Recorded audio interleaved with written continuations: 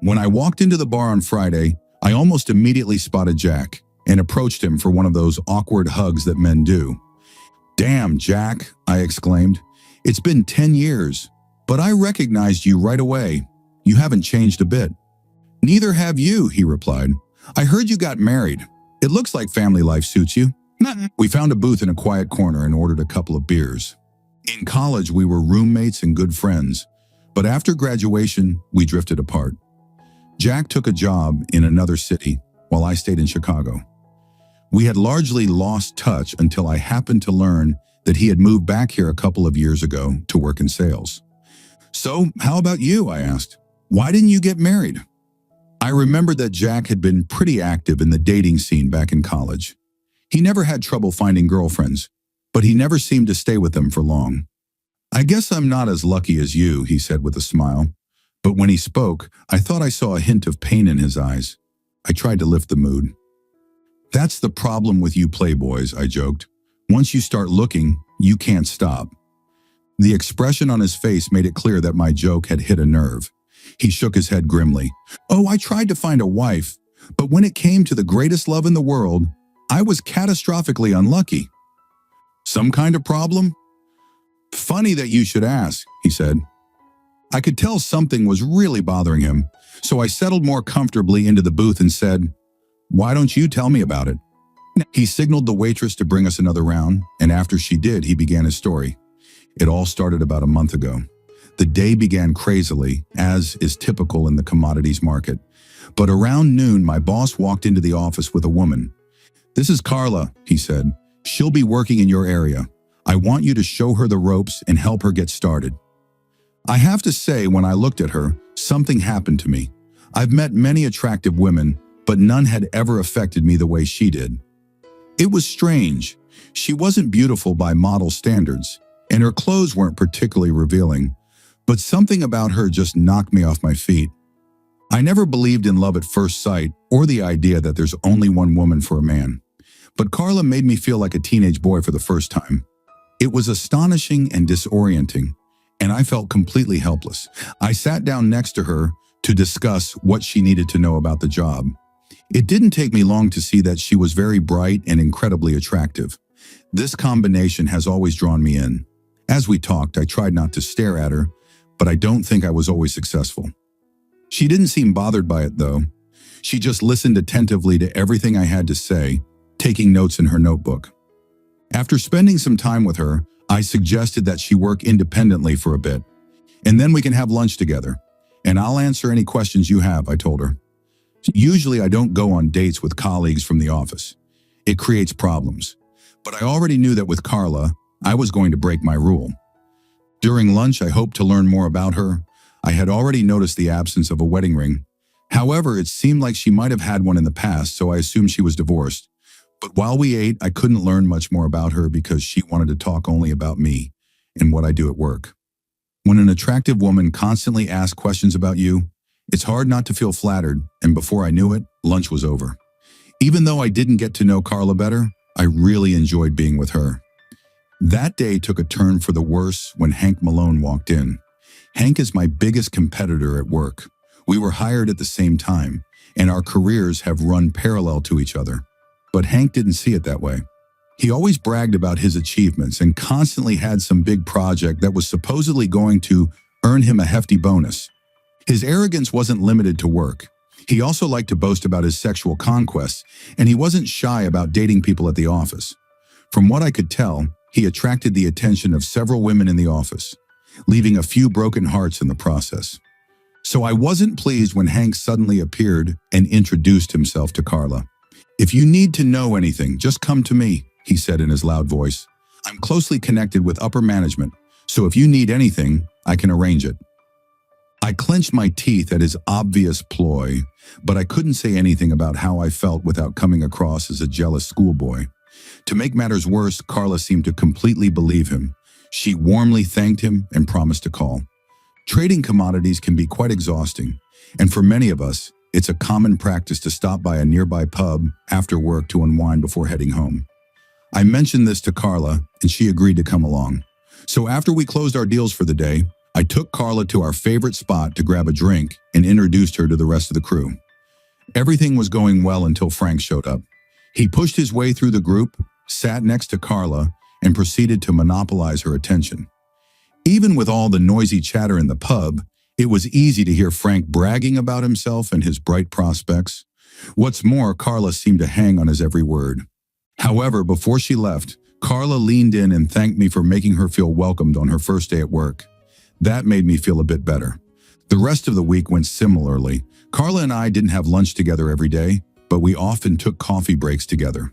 Likewise, on some days, Carla didn't join us at the pub, but when she did, she was an attentive listener, only speaking up to ask a thoughtful question. Of course, Hank continued to hover around her like a bee around a flower. Carla must have known he was pursuing her, but she didn't seem to discourage him. It was me she was cooling off.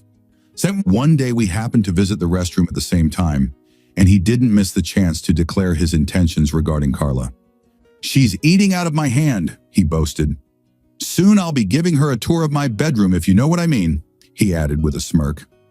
Strangely enough, I found Hank's bragging somewhat reassuring.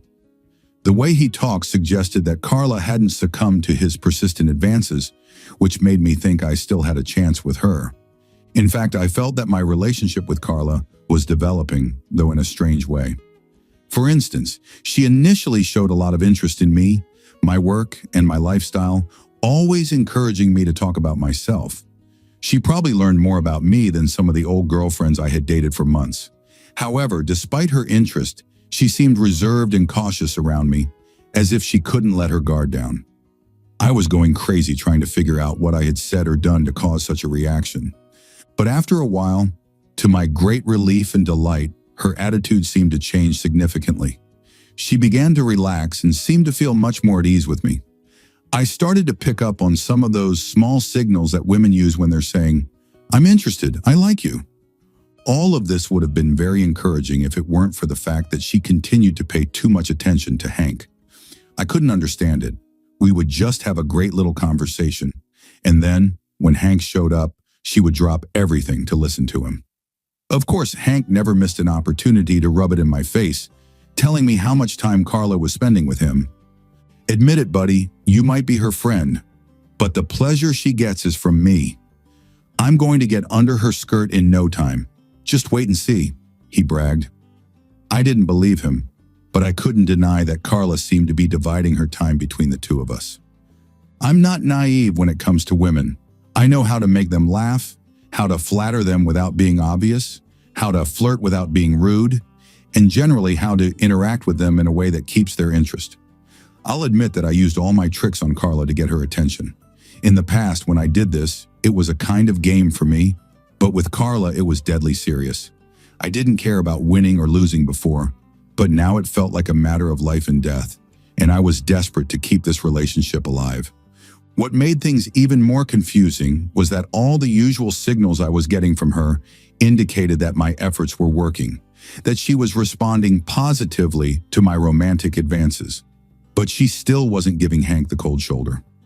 One day I found out from my sources at the office that Hank had asked Carla out on a date, and she had turned him down. I decided it was time to make my own move. If nothing else, I could at least find out if Carla was truly interested in me or not. So late in the evening, I approached her at her desk. "Hey, Carla," I said casually, "how about we grab a bite to eat after work?" "With the gang at the pub?" she asked. "No, just the two of us," I said. "I want to talk about something, and the pub is too noisy." "I'm not sure if that's a good idea," she replied hesitantly. "It's just like if we went out with the rest of the gang," I assured her, "but it will be a bit easier to talk." "Well, all right," she said, and I had to resist the urge to jump with excitement at the prospect of being alone with her. I took her to a great nearby spot, very quiet and understudded, with candles on the table. Charming, but not too fancy. During dinner, we chatted a bit about the office and our responsibilities. Then I gradually shifted the conversation to how well she was fitting into our group, the significant contributions she had made to our work, and how much everyone liked her. I could tell she appreciated it. Then I continued talking about how much I enjoyed working with her, how she made the job easier, and how her smile and laughter brightened my day. "The thing is, Carla, It's hard for me to think of you just as a colleague, I told her sincerely. I really want to get to know you better because I'm developing feelings for you. She quietly exclaimed, "Oh!" and instinctively reached out to grab my hand and squeeze it. But then a conflicted expression appeared on her face, and she let go. I really like you too, Jack, but I'm not sure if this is a good idea. There are things you don't know about me, things that might make you feel differently about me. At that point, I reached across the table and took her hands in mine. I don't care about what you had in the past, I said seriously. I see you every day at work, and I know what kind of person you are. I also know how I feel when I'm around you. Her eyes sparkled, and for a moment I thought she might lean across the table and seal the deal with a kiss. But at the last moment, she seemed to regain control over herself and pulled back. I can't deny that I've thought about you a lot too, she said, but this is all happening too fast for me to process. Please don't pressure me. Give me a little time. I looked into her eyes. I'll wait as long as you need, I promised. You're worth waiting for. I thought she was going to say something else, but she held back again. Shortly after that, she left for home. Did I just take a giant step forward, or did I completely blow it? I wondered as I took a taxi back to my apartment. The next day, she, of course, went to lunch with Hank, and I clenched my teeth in frustration as I continued eating my sandwich at my desk. On Friday evening, we all returned to the pub, and the drinks flowed a bit more freely than usual in celebration of a very successful deal we had closed. As the evening progressed, more and more people left until Carla and I were the only ones remaining. I think I drank more than I should have because I did what I had promised myself I wouldn't do. Pressure Carla. You don't know me, she said, her words slightly slurred. I'm not the woman you think I am. I know exactly what kind of woman you are. You're the most amazing, attractive woman I've ever met, and I couldn't ask for more, I said firmly. Then, overwhelmed by a mix of emotions and intoxication, I grabbed her by the neck, pulled her close, and kissed her deeply on the lips. For a moment she resisted, but then her entire body seemed to surrender. She leaned into me and returned the kiss with equal passion. We reveled in the sensuality of the moment until some wise guy at another table made a comment about getting a room. And that, Carla pulled away and looked at me with a mix of excitement and apprehension. Jack, I have to go. She hurriedly left, leaving me sitting there, wondering what had just happened. Whatever it was, I decided I was more determined than ever. That kiss told me more about her true feelings than anything she could have said or done.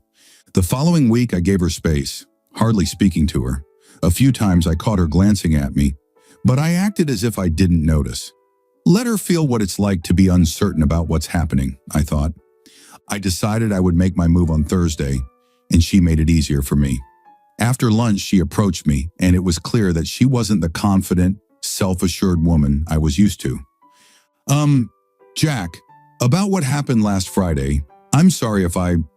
Not here, I interrupted her. If you want to talk, let's do it over dinner. I threw her off balance and she hesitated slightly. Then she seemed to make a decision, and her eyes signaled agreement. Okay, she said, over dinner. I didn't respond, but inside I was thrilled. When the workday finally ended, I approached her desk. Are you ready? I asked briefly, and she nodded obediently. I took her hand and led her out of the building to the curb, where I hailed a taxi. She got in without hesitation, and we drove in silence for most of the way. Finally, she looked around and asked, Where are we going? To my place, I said. I'll cook dinner for you. She nodded as if that was what she had been expecting all along. When we reached my building, I took her arm, and she allowed me to lead her without protest. We rode up in the elevator in silence. When I let her into my apartment and closed the door, she looked at me with a mix of agreement and anticipation, and I had no choice. I embraced her and kissed her passionately. If anything, she returned the kiss with even more passion. Then we began tearing each other's clothes off, desperately trying to establish the closest contact possible. With every piece of clothing she lost, the body that was revealed confirmed the sensual promise I had sensed in her from our first meeting. Simply put, she was the most desirable woman I had ever seen. Strangely enough, it wasn't any one part of her, her breasts, her hips, or her legs, that excited me the most. Rather, it was the combination of all of them that created such an irresistibly attractive woman. We left our clothes scattered all over the floor as I led her to my bedroom. Once there, I laid her on her back on my bed and began tracing kisses over every inch of her body. "Oh my God, what are you doing to me?" she cried out.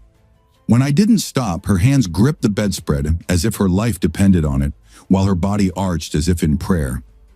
For long seconds, no sound came from her throat, and then she let out a loud cry and collapsed onto the bed. I continued to caress her gently. "I've wanted this for so long," she breathed as I began to move rhythmically. I felt the tension building up inside me, and I could no longer hold back my feelings, so I started acting more confidently. Her moans grew louder. At the peak of our closeness, she let out a loud cry and collapsed onto the bed, fully relaxed. I lay down beside her, trying to hold on to this incredible feeling. After a while, I turned to her, started kissing her gently, and we embraced for a long time. Then I rolled away and got out of bed. "Wait here," I said, and walked over to my desk in the living room. When I returned, I brought a small box. "This is for you," I said. She looked anxious. "I can't accept a gift from you, Jack," she said. "Just take a look," I pleaded. When she opened the box, she found a delicate gold necklace with a small pendant made of two intricately intertwined metals. "It's beautiful," she said. "What is it?" "It's a Celtic knot, two strands intertwined to form an endless cycle. I bought it because it makes me think of how you've become intertwined with my life. Everything reminds me of you, and I can't do anything without thinking about you." She held her breath. "That's beautiful, Jack, but I can't—" I interrupted her. "It's a common design, so wearing it won't mean anything to anyone else. But you'll know what it means to me," I told her. "Please wear it for me." I took it from her, wrapped it around her neck, and fastened it. She stood up and walked to the mirror to look at it. "It's really beautiful," she murmured. Then she turned and kissed me. "Thank you, Jack." Suddenly, her gaze fell on my bedside clock, and she gasped. "Damn, I lost track of time. I have to get back home. Tomorrow's a big day." She quickly got dressed and headed for the door, stopping to kiss me and thank me again, for the necklace and for this evening. When she left, I felt a strange combination of excitement about deepening our relationship and disappointment at her departure. There was no denying it. I had fallen hard for her. The next day, I went to work with a happy heart, eager to see her again. I arrived early, but she still wasn't there, even after the usual start time. As it became clear that this wasn't just a few minutes of tardiness, I started to feel paranoid. Was she upset about what happened last night? Had she decided she didn't want to see me anymore? Did she quit her job? I didn't feel any better when Hank walked in, quickly resuming his obnoxious bragging. I listened distractedly until he said, "Hey, guess what? Carla asked me to meet her here this morning. Sorry, Jack, looks like the better man won again." Before I could process what he said and what it meant, Carla stepped through the doorway. Behind her was a man in a rumpled suit and a Chicago police uniform. The man in the suit approached Hank and me and asked, "Which one of you is Hank Malone?" Hank stared at him in surprise. "I'm Hank Malone. Who the hell are you?" The man pulled back the lapel of his jacket to reveal a badge pinned to the inside pocket. "I'm Detective Richard O'Brien with the Chicago Police Department. You are under arrest for fraud and insider trading. You have the right to an attorney. Anything you say can and will be used against you in a court of law." As the uniformed officer stepped forward to put handcuffs on him, Hank started shouting, "This is bullshit! I didn't do anything. You can't arrest me." His words had no effect on either officer as they led the protesting broker toward the door. The detective turned to Carla and said, "Thank you for everything. We'll be in touch." I could hear Hank's shouts echoing down the hallway. In shock, I turned to Carla. "What just happened?" "Please sit down, Jack, and let me explain. I told you that I'm not the woman you think I am. I'm an investigator with a security firm that specializes in white-collar crimes. Your company reached out to us to help identify the source of some suspicious trading they had discovered. We agreed to send an undercover investigator, and that's how I came to work here." She looked at me with an apologetic expression. "This is the part you won't like, Jack. We had two suspects, you and Hank. So I was asked to spend as much time as possible with both of you to try to determine who was involved." I felt all the happiness drain out of me. "So, all the time we spent together, Everything we talked about last night, was it all just an act? No, she said firmly. At first I wasn't sure about you, but after a week, it became clear that you were innocent. She looked down at the floor.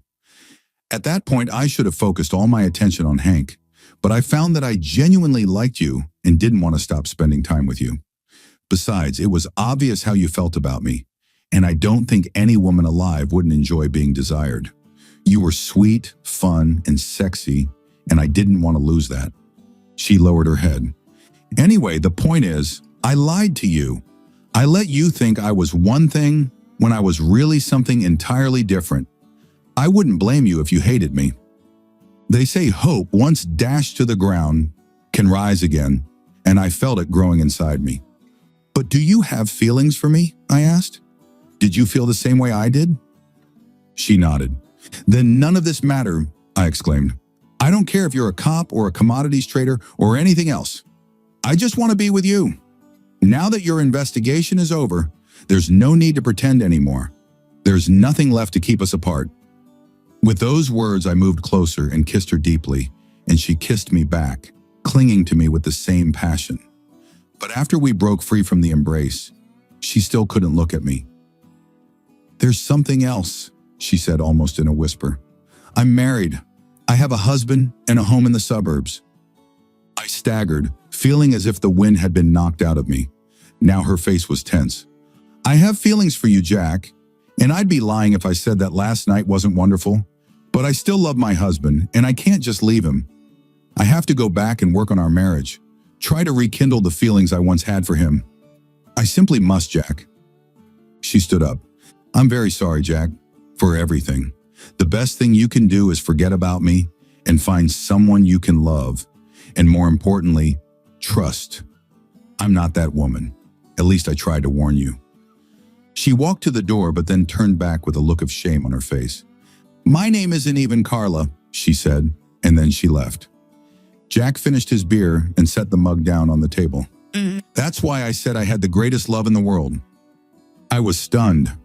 So when did all this happen? He shook his head in despair. This morning. She left my life this very morning. As I drove, I couldn't stop thinking about Jack's story. When I got home, I didn't feel like eating, so I grabbed a beer from the fridge and sat down, waiting for Bella. She had been working a lot lately, so I rarely caught her at home. Finally, I heard her car pull into the garage. When she walked in and saw me, she smiled and said, Oh, honey, what a day I've had. But I have some good news for you. We finally finished that big project I've been working on for so long. I won't be so busy anymore. I didn't say anything. In fact, she continued, that's what I want to talk to you about. I'm thinking about quitting my job. Lately, I've been feeling really exhausted, and I know I've been neglecting you. We need to spend more time together, take that vacation we've been putting off. Maybe we could even talk about having kids like you've always wanted. All of that is starting to sound really appealing to me. When I didn't respond, Bella looked at me with an apologetic expression and said, See, this is exactly what I'm talking about. I'm going on and on about my work and my problems, and I didn't even ask you about your day. That's something I'm going to work on, really paying attention to you like I did when we first got married. I think my silence started to worry her, and she nervously began to fidget with the small Celtic knot hanging on the chain around her neck. So did you meet up with your old college roommate today? Anything interesting happen in his life? She asked. I stood up and crossed my arms over my chest. With a voice full of bitterness and despair, I said, Funny that you should ask. Thank you for listening until the end.